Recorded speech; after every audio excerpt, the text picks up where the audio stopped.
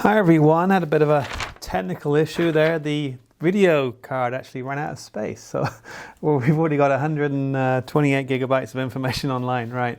Okay, so just to pick up where we left off, okay, so as you can see, slightly different grid to where we were. I'll just remind you, I think, where we stopped. So we just got to the point where we got to an important issue, actually. We said, hey, there are two atoms in the first row of the periodic table because in that first layer, and there's my Wrigley field, right, there's only room for two electrons. There's only room to park two cars in that first layer, okay? Yeah, so two atoms in the first row of the periodic table because there's only room for two electrons in that first layer. Yeah, interesting question, right? Okay, then we start lithium. If you think about it, lithium is element number 3, so it has 1, 2 on the inside, got the VIPs in there, and then you got to park further out, right? So that second ring of parking, if you find yourself circling around Wrigley Field 3 or 4 blocks out, looking for a spot, yeah, lithium feels your pain, right? So lithium has 2 on the inside, which is now full, and we start the first electron in the second layer. First electron in the second layer, first element in row 2. So very, very important fact there, okay? And I kind of filled out this a little bit because I didn't stop talking after the thing ran out. But the bottom line is, as we can see, we start a new row in the periodic table for every new shell or layer, we like to say shell, each new shell or layer of electrons in an atom is every new row in the periodic table. So layer 1, row 1, 2 layers, row 2. Okay, now interestingly, as you mentioned here, each shell is a fixed distance from the nucleus, yeah? So the smallest shell is the closest shell, yeah? Okay, only room for 2 electrons, 2 atoms in the first row. Hey, how many electrons do you think I can get in the second layer? Well, think about it. How many elements in the second row? Row 1, 2 atoms, up to 2 electrons in the first layer. Row 2, and also row 3, it turns out, I can get up to 8 electrons around there because there's 8 elements. Okay, so another key fact, I'm going to write this one down. Each shell is a fixed distance from the nucleus. Fair enough. The closer the shell is, the smaller it is, right? So the first shell can hold up to 2 electrons. Think of it as parking spaces. Layer 1 has 2 parking spaces. If I put 1 car in a space, it's hydrogen. If I put 2 cars in, fill it up, it's helium, right? Then I've got to go to the next layer out, layer 2. There's room for 8 cars in that parking lot in layer 2. So I can have up to 8 electrons parked around there, okay? And same in row 3. So that's why it's 2, 8, 8 in terms of the width of the periodic table. That's why it has its iconic shape. It's because of the occupancy, the maximum number of electrons you can have in each layer. Okay, so let's fill some out. So beryllium, element number 4, okay, so it's going to be, fill the first layer parking, 2 on the inside, and I've got to have 2 on the outside. There's 1. Now question, where does the next one go? You might be tempted to put it next door, but that's a special case, okay? Turns out you've got to remember points of a compass. Now this is an empirical rule. Empirical means it works, we just don't know why. But we do know now, in the 21st century why this is true. But back in the early 1900s, people just did it and it worked. They didn't know why, okay? So what we're going to do, we're going to put our dots at the points of a compass, okay? We're going to go around clockwise, okay? So if you want to, that's how I remember it. Breakfast cereal, never eat shredded wheat. Those are the points of the compass. So 1, 2, 3, 4. So there's 1. Number 2 will be kind of the east face over here, okay? What I want you guys to do, pause there, okay? And then for beryllium, you'll add 1 more electron, carbon, you'll add 1 more, and you'll get like 4 electrons in that second layer up to carbon. So pause there, fill it out, okay? Here we go, 2 on the inside, element number 5, 3 more, never eat shredded. 1, 2, 3. Again, empirical rule, it works, we just use it. Carbon, 6 electrons, element number 6, 2 on the inside, 4 on the outside. And that's a great place to pause so we do a little bit of housekeeping, okay? All right. Now, When we have carbon here, you can see we've got 6 electrons altogether because it's element number 6. There's 2 on the inside and then 4 singles on the outside. These outer electrons are super important because they are the valence electrons. Okay, those are the ones that do chemistry. So when carbon bumps into something, it's got 4 outside electrons that actually negotiate bonds, right? So they're the important valence electrons. Carbon has 4 of them. Okay, it's also, as we'll see later, in column 4. I'll talk about that in a moment. But underneath, kind of like the skin of an onion. So the skin of an onion is different from the underlayers, right? Because the skin of the onion has to be hard and deal with the outside world. What's underneath is kind of softer and nicer, right?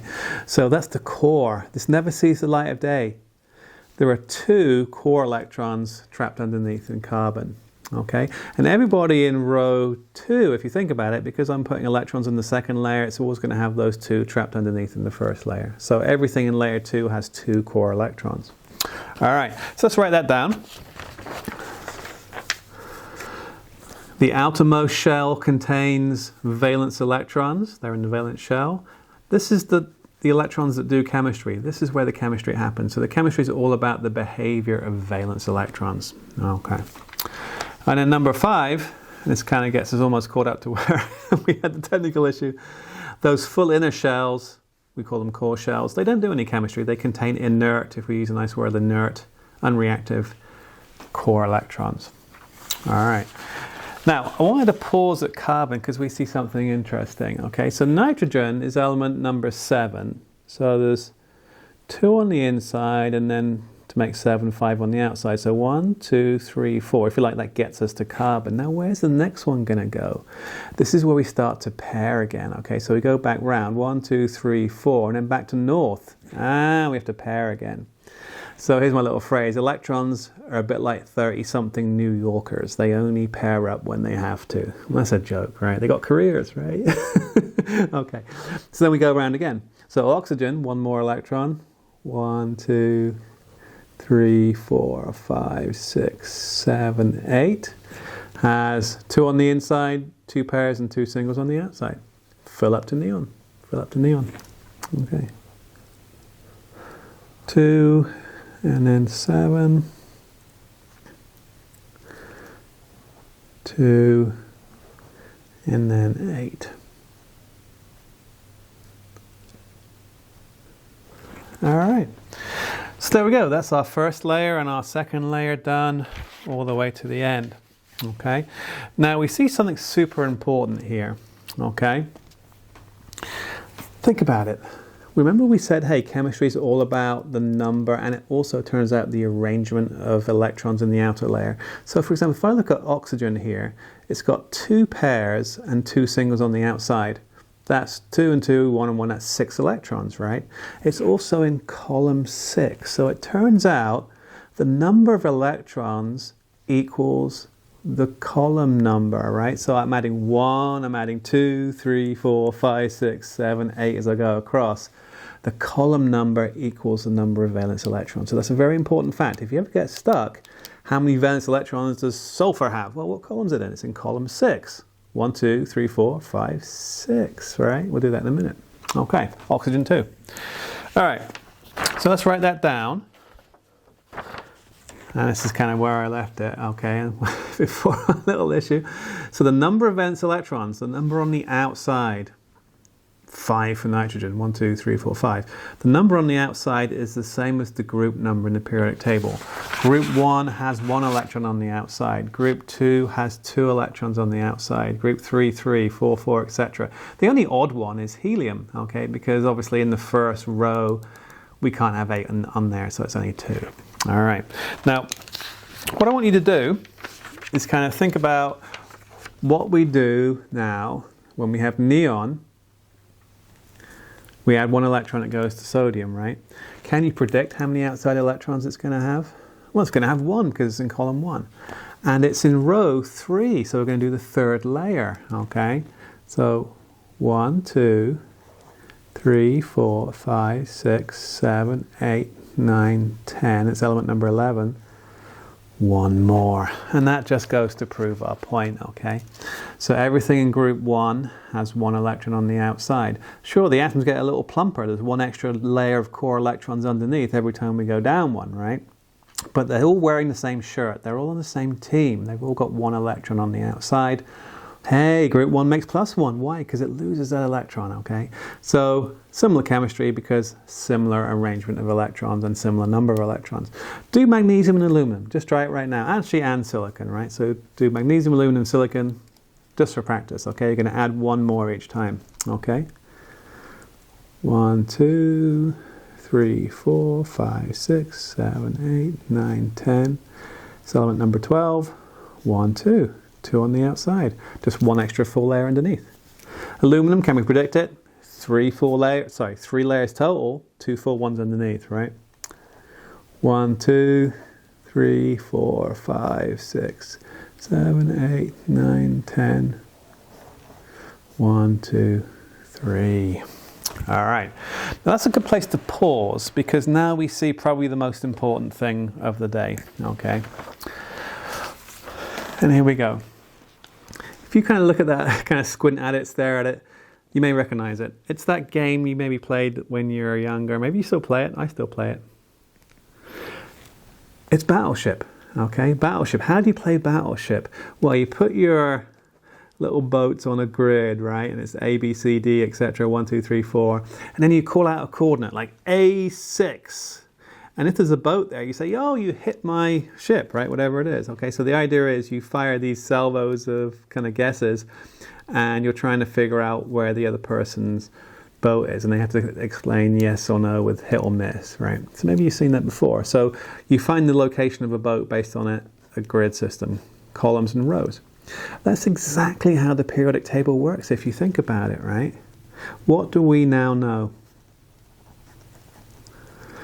Column, whatever column you are in, that's the number of valence electrons. So if I'm in column 1, I've always got 1 electron on the outside, right? Think of these guys. 1 on the outside, right? Each time. Column 2, 2 on the outside. Column 3, 3 on the outside. As we go through, you'll see, hey, it follows through, right? Okay. But what else do we know? Rho equals number of layers or shells, right? If I'm in row 1, I've got 1 layer. If I'm in row 2, I'm filling the 2nd layer. If I'm in row 3, I'm filling the 3rd layer. So that's your battleship. If I say to you, where's carbon in the periodic table, right? Well, it's in column 4, row 2. That's where carbon is, right? So it's going to have 4 on the outside, but 2 layers because it's in row 2. Okay, and that's what we get. 2 layers, 4 on the outside. Column 4, row 2, you sunk my carbon, if that makes sense. Okay, so think about that, okay? So think of a battleship analogy. For the first 20 elements, you tell me the column and the row. I'll tell you how many electrons it has in its outer layer, which is the column, and how many layers it has, which is the row. Okay, so nice and easy. And you can try that. Let's pick one at random, right? So let's just go with sulfur. That's a good one. I'll maybe move it down a little bit so we can see it. So sulfur, what column is it in? It's in column 6, so it's going to have 6 on the outside, but it's in row 3, right? It's in row 3, so 3 layers. So first 2 layers are full. 1, 2, 3, 4, 5, 6, 7, 8, 9, 10. 2 layers full. And then, hey, column 6. 1, 2, 3, 4, 5, 6. It looks just like oxygen from the outside, right? 2 pairs, 2 singles. 2 pairs, 2 singles, right? Very nice. Okay. And it's got 2 and 8 makes 10, and then another 6. That's 16 electrons. It's element number 16. Fantastic. All right. So fill out the rest of the grid, and we'll be good, okay? So silicon, if we can just do the number here. You can do it as how you wish. You can do columns and rows, if that's how you like to work. I just like to kind of look at the number 14. 2, and then second layer is 8. That's 10, and then 4 more. 1, 2, 3, 4. Phosphorus, Let's keep going across the periodic table. I'm just going to add one more electron. So it's the same with one more. P element number 15. 2 layers. 1, 2, 3, 4, 5. Again, we look. Phosphorus 2, a pair and 3 singles, a pair and 3 singles. It's not just the number of electrons that's important, it's their arrangement. Everything in the same column not only has the same number, but it also has the same arrangement. That means it has the same chemistry. So 1 single for column 1, 2 singles for column 2, 3 singles for column 3, 4 singles for column 4, a pair and 3 singles, 2 pairs, 2 singles, 3 pairs, 1 single, all pairs. Okay. Chlorine, 1, 2, 3, 4, 5, 6, 7, 8, 9, 10. Element number 17, add 7, 2, 3, 4, 5, 6, 7. It's getting a bit messy. Argon, I'll do it down here. 1, 2, 3, 4, 5, 6, 7, 8, 9, 10. And then 8 on the outside again. And that's 3 full layers for argon. Okay. Finally, potassium and calcium, you're going to have 3 full layers, 1 on the outside, 3 full layers, 2 extra on the outside. Okay. So I'll do it kind of small. 1, 2, 5, 6, 7, 8, 9, 10. So it's in the 4th row, and it's the first one. So it's got 4 layers, 3 full underneath. There we go. Calcium, 3 full layers, 2 on the outside.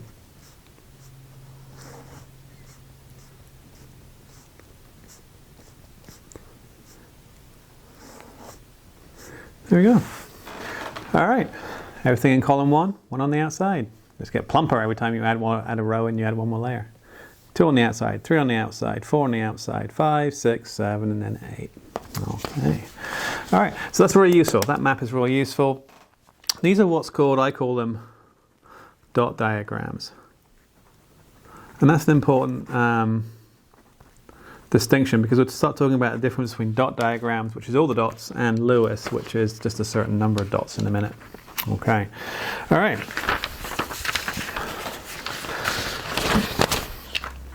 Now, you can use that series of maps to help you, right? Okay. Or, more likely for a test, you can use the periodic table to help you. I'll use the periodic table just because that's what you'll have on your test, okay? But you can look there just to check, all right? So what we're going to do dot diagrams or dot symbols. That's everything. That's all the dots. That's what we just did, right? Okay, so think about your battleship. And then we're also going to do Lewis, okay? Now, here's a nice way to think about it. Lazy Lewis. Okay. Turns out there was this organic chemist back in the 1930s called G.N. Lewis, and he was kind of charismatic. He kind of looked like he looked like the Colonel, right? He wore a white suit and he smoked a cigar and all this business, right? And he said, hey, okay, so let's just do silicon, right? So silicon, let's do the dot for silicon, right? The dot for silicon, it's element number 14. So I could just kind of build up 14 electrons, which I tend to like to do. Or I could just say, hey, it's in row 3, so 3 layers, 2 fill underneath, with column 4, 4 on the outside. So silicon's dot diagram is 2 on the inside, it's element number 14, and 8 more makes 10, and then we need 4, right? 1, 2, 3, 4. And that matches my bad diagram over here, right? Okay, so that makes sense. 3 layers, 1, 2, 3.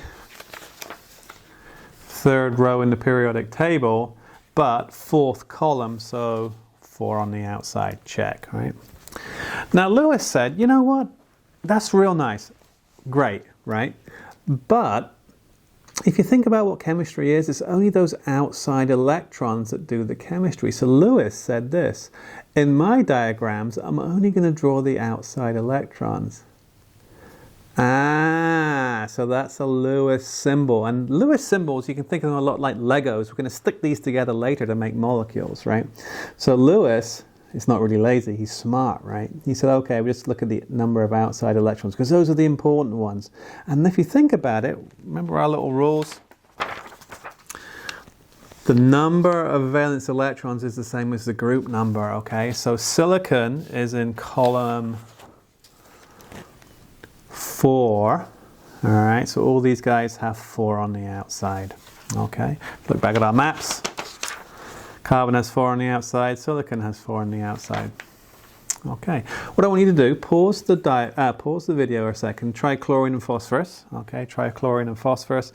Try and do it by either thinking about Battleship using the periodic table or just what I call read across. Just say, oh, chlorine, just read across to chlorine element number 17. So I've got 2, 8, and then 7 makes that number, right? Okay, so pause there, give it a go. All right, so hopefully you tried it. Chlorine, the dot diagram, is element number 17, 2 on the inside. Then 8, that makes 10 altogether, so I need 7 more. 7 on the outside. So I've got 7 on the outside. If you like 10 on the inside, 2 layers makes 17. If I look at my periodic table, it's in row 3, column 7. So 3 layers, and that last layer has 7 in it. That's exactly what we've got here. But chlorine, again, Lewis, just 7 on the outside. The Lewis is just the same number of electrons as the column number. All right. Okay. Phosphorus.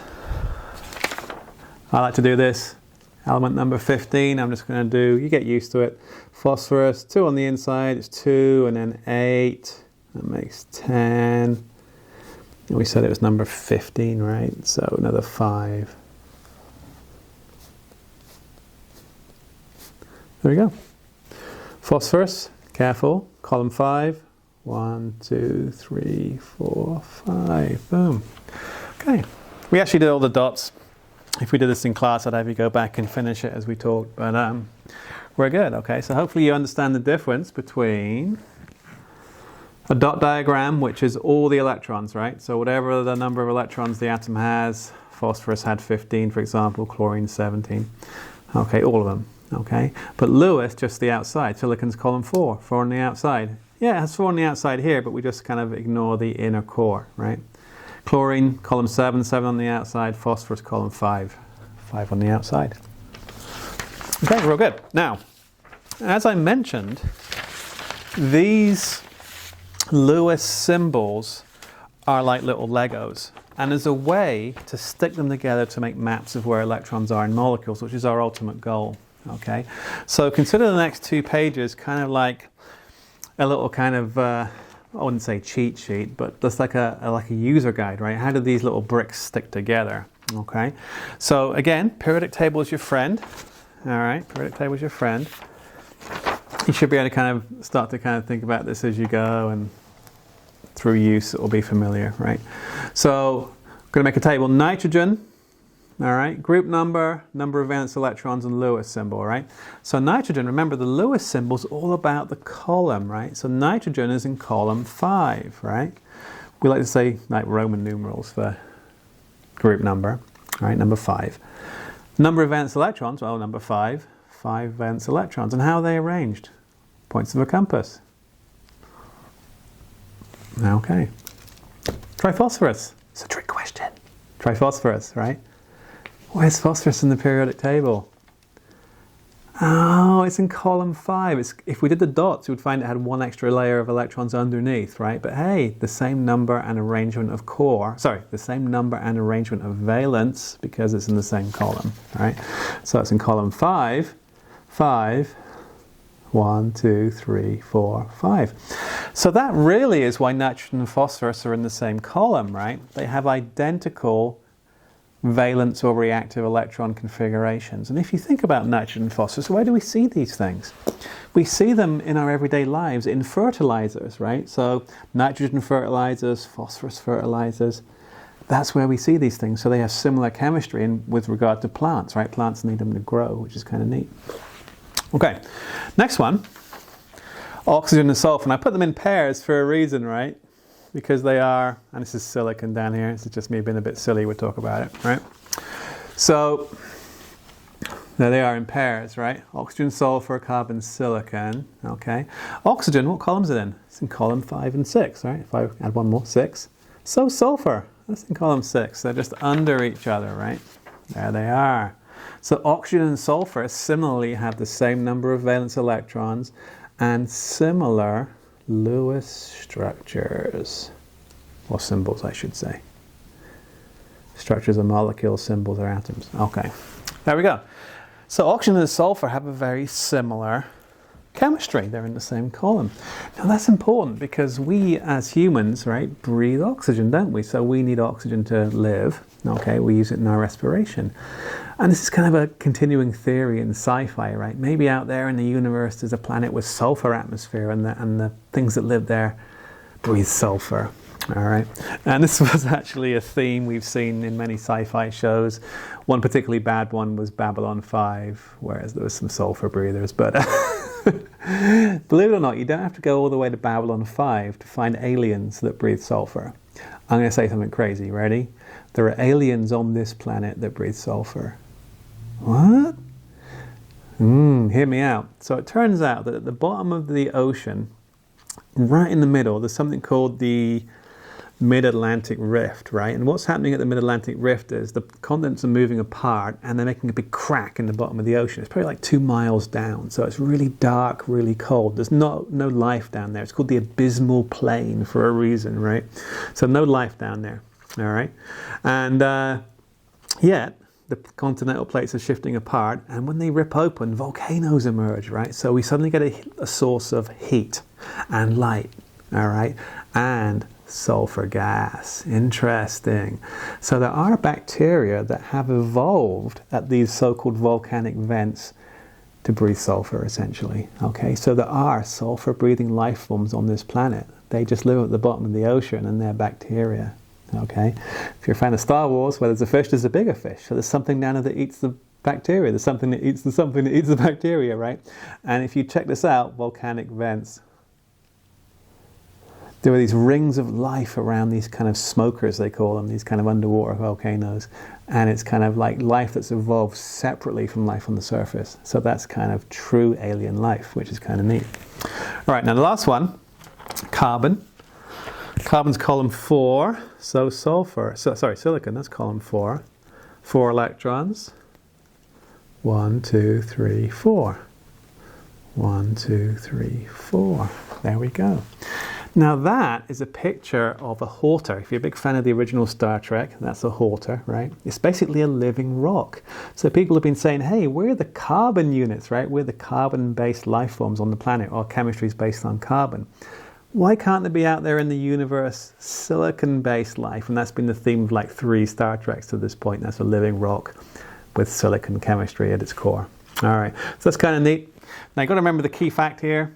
We're running out of time, so we'll pick this up on the next video. But recall that the number of valence electrons, 4 for carbon, 4 for silicon, is the same as its group number in the periodic table. Column 4, 4 and 4. It doesn't matter what group it's in. 7, 6, 5, 4, 3, 2, 1. It doesn't matter which column it's in, that's always going to be the outside number. If you want to prove it to yourself, let's go back, take a look at your map of where the electrons are in atoms, and we already kind of showed that.